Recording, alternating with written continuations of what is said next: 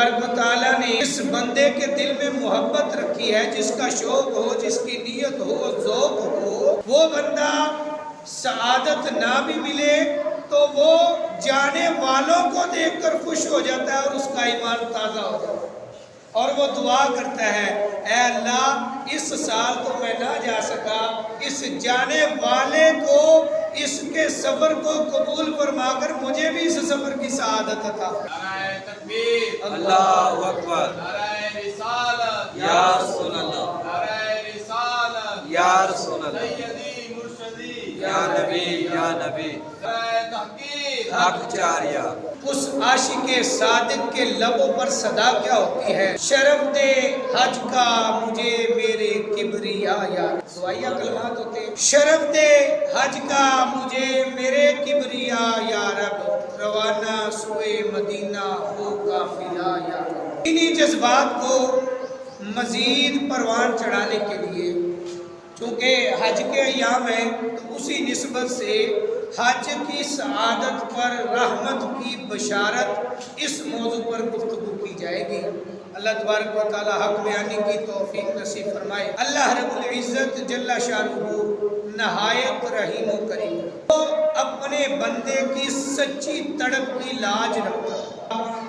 کار خیر کی خلوص کے ساتھ آرزو کرے تو مالک کریم اس سے وہ کام کروا لیتا ہے۔ اسباب دستیاب نہ ہونے کی وجہ سے خیر کی چاہت کو پورا نہ کر سکے تو رب کریم کام کیے بغیر ہی خلوص نیت پر اجر و انعام عطا فرما دیتا ہے، بلکہ اس کی نیت کی وجہ سے کام ہوئے بغیر اللہ تبارک و تعالیٰ اسے اجر و ثواب عطا فرما دیتا ہے۔ اسی لیے ہر مسلمان کے دل میں سچی آرزو ہونی چاہیے کہ اللہ تعالیٰ سے بار بار حج و عمرہ کی سعادت سے مشرف ہونے کے لیے دعا کریں۔ اللہ تبارک و تعالیٰ ہم سب کو یہ سعادت عطا فرمائے۔ حاضری حرمین شریفین کی طلب سعادت ایمانی تقاضا ہے، اور یہ اللہ تعالیٰ کی رحمت سے بے شمار بلائیوں کا ذریعہ بنتی ہے۔ حکم الہی سے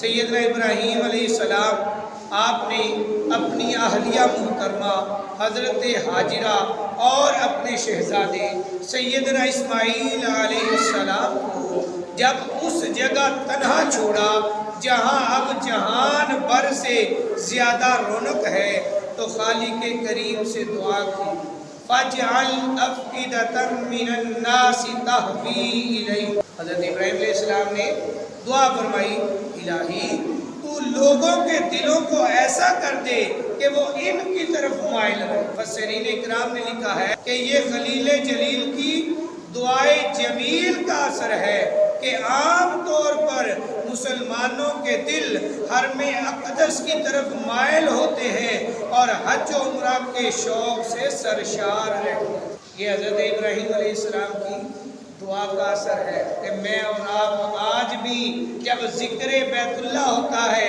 ذکر مدینہ منورہ ہوتا ہے تو ہمارے دل کھل اٹھتے ہیں، دل میں شوق و ذوق پیدا ہوتا ہے۔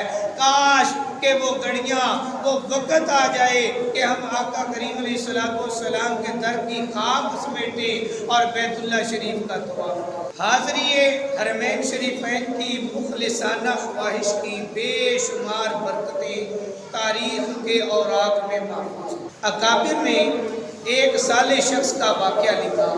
وہ صاحب کہتے ہیں سألت اللہ تعالی ان یرزقنی الحج، میں رب کریم سے دعائیں مانگتا تھا کہ وہ مجھے حج کی سعادت سے سرفراز فرمائے۔ ایک مرتبہ مجھے خواب میں سرکار دو عالم صلی اللہ علیہ وآلہ وسلم کی زیارت نصیب ہوئی۔ آپ نے فرمایا احضر الموسم العام، یعنی اس سال تم حج کے لیے حاضر ہو جاؤ۔ آپ فرماتے ہیں میں بیدار ہوا تو دل خوشی سے سرشار تھا، مگر ساتھ ہی دل میں خیال آتا کہ میرے پاس حج کے اخراجات کا کوئی ظاہری انتظام تو ہے نہیں، تو میں کیسے جاؤں؟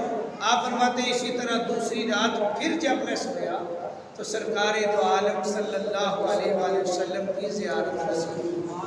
نبی کریم صلی اللہ علیہ وآلہ وسلم نے فرمایا تشریف لے آؤ۔